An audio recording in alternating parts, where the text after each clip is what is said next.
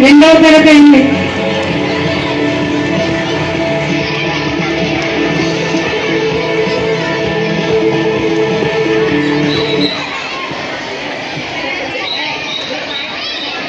అందరికీ నమస్కారం.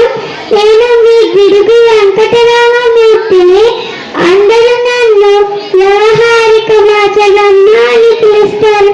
నేను 1863 శ్రీకాకుళం జిల్లా సైబాటులో పుట్టాను. నాకు చదవడం అంటే చాలా ఇష్టం, కానీ అప్పట్లో పుస్తకాలు చదవాలంటే చాలా కష్టం. చిన్నవాళ్ళకి అర్థం కాదు, పెద్దవాళ్ళకి అర్థం కాదు. అందుకని ఒకటి ఆలోచించాను. అదేంటో తెలుసా? అప్పట్లో తెలుగు బాగా చెప్తే బాగుంది అనుకున్నాను. అందరూ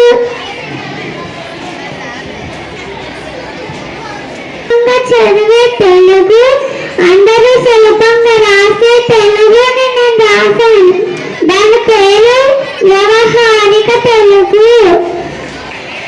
మీరు ఇప్పుడు చదువుతున్న పాఠాలు, పాఠములు, పుస్తకాలు అవన్నీ నేను రాసిన వ్యవహారిక తెలుగులోనే. అందుకే వ్యవహారిక భాష అని పిలుస్తారు. తెలుగువాడిలో గర్వించు, తెలుగువాడిలో సంభాషించు. జై తెలుగు, జై తెలుగు.